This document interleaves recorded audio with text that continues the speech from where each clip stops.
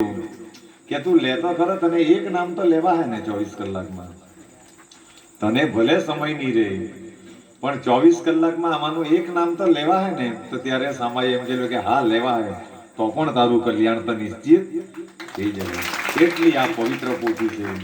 અને આ પોથીની એની ફળશ્રુતિ તો એટલી ઊંચી છે કે ખાલી એનો એક જ ફકરાની અંદર આખું સચ્ચરિત્ર બાબાનું આવી જાય. તો એ અમે હમણાં ગયા મહિનાની 8 તારીખે શિરડીની અંદર અમારા પંચલાઈના વિષ્ણુ સહસ્ત્રના પાઠ હતા.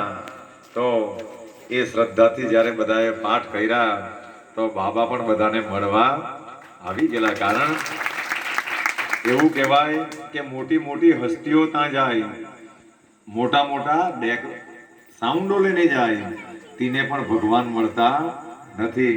પણ આ સાંઈનાથને મળવા જવા પડે તો માણસોએ દિલથી મળવા જવું જોઈએ, તો તેને પણ મળવાનું થાય.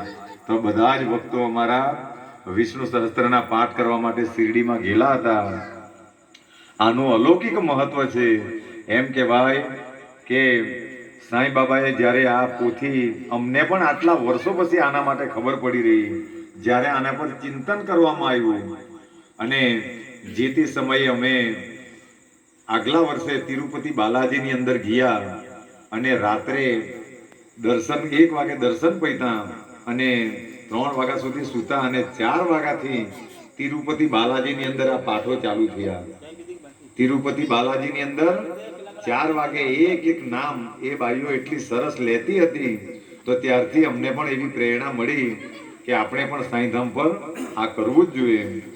અને આજે પણ એનો ઇતિહાસ છે કે શિરડીમાં અને તિરુપતિ બાલાજીમાં બધાને ખબર છે કે ત્યાં લક્ષ્મી ઉસાળા મારે. શું કામ? કારણ કે જ્યાં લક્ષ્મીપતિના પાઠ થાય તો ત્યાં લક્ષ્મી ઉકાળા માટે એમાં કઈ મોટી બાબત છે. પણ આ પાઠની અંદર એટલું સત્વ છુપાયેલું છે કે તમને અહીંયા તો મહાસુખ આપે, પણ સમયાંતરે માણસો પરલોકમાં સીધાવે, માણસનું મૃત્યુ થાય ત્યારે આ પાઠ જો શ્રદ્ધાથી જીવનભર કરેલા હશે તો તેને ભગવાન એનું વૈકુંઠ ધામ પણ આપી દે. એટલી આ પવિત્ર વસ્તુ છે. અને આના માટે સંતોનો એવો મત છે કે આના 108 પાઠ ખાલી શ્રદ્ધાથી કરે તો એ સિદ્ધ થઈ જાય. માણસ માટે એ સિદ્ધ થઈ જાય. અને 1008 પાઠ કરે શ્રદ્ધાથી તો માણસો જે બોલે તે થયા કરે. આવું આનું મહત્વ છે. જે માણસ બોલે તે થઈ જાય. અને માણસો 1,08,000 પાઠ કરે તો માણસ ખાલી મનમાં વિચારે તે સાંભળે થયા કરે. એટલી આ અનમોલ વસ્તુ છે. એટલા માટે સાંઈ બાબા જ્યારે હયાત હતા ત્યારે દ્વારકામાઈમાં બેસીને હંમેશા આનો પાઠ કરાવતા કે આ પાઠો, આ ભગવાનના તમે નામ સ્મરણ કરે તો તમને સંસાર તાપ નહીં આપે. પાપ, તાપ અને સંતાપ તમારા મટી જશે. તો એવું આનું મહત્વ છે. તો એ જે સચ્ચરિત્રમાં જે એનો ઉલ્લેખ છે એ તો આપણે પછી કહીએ, પણ આપણે કાર્યની શરૂઆત પહેલા કરી દઈએ. અને છોકરાઓને વિનંતી કરીશ કે ખૂબ ધ્યાનથી આ પાઠો અને આ ગણપતિ વંદના શું છે એનું પણ બધાને મહત્વ સમજાવવામાં આવે તો બધા ઝીણવટપૂર્વકથી સમજી લેજો.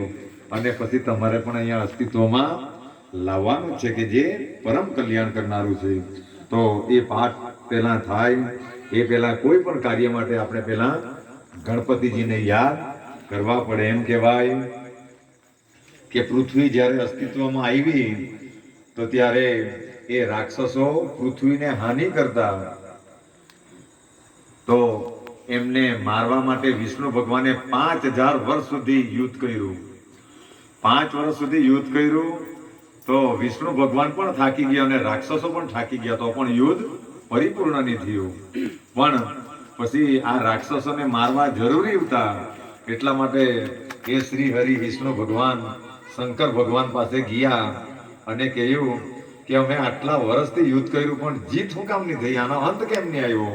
તો ત્યારે શંકર ભગવાને બહુ સરસ વાત કહી કે તમે યુદ્ધ આરંભેલું એ પહેલા ગણપતિનું પૂજન નહીં કરેલું એટલે એનું ફળ તમને નહીં મળ્યું. એટલે કોઈ પણ કાર્યની શરૂઆત આપણે કરીએ જેમ આપણા ઘરથી બહાર નીકળીએ અને આપણા ઉંબરાની એ ઉંબરામાં જે તે સમયે વાસ્તુ થયેલું રહે ત્યારે એ ગણપતિને બેસાડેલો રહે, એટલે ત્યાંથી એમને પ્રાર્થના કરીને જાય તો એ તમારી સાથે રહે, તમને રસ્તે કોઈ પણ જગ્યાએ વિઘ્ન આવવા દેતો નથી, અને તમે બહાર ફરીને જ્યારે પાછા આવે તો બહારની દુવિધાઓ બહારની વ્યથાઓને બહાર જ રહે, અને પછી માણસ એ ઉમરાથી અંદર શુદ્ધ વસ્તુ થઈને, એટલા માટે એ ઉમરાની અંદર ગણપતિજીને બિરાજમાન કરવામાં આવે.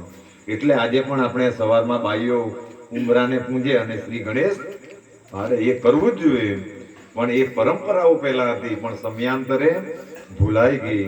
તો એ પરંપરાને આપણે એ સ્તુતિ જ્યારે શંકર ભગવાન એમ કહે કે તું એ ગણપતિનું પૂજન નહીં કરેલું એટલા માટે તું વિજેતા નહીં થઈ શકે, અને પછી મહાવિષ્ણુએ એ વિષ્ણુ ભગવાને ગણપતિની આરાધના કરી.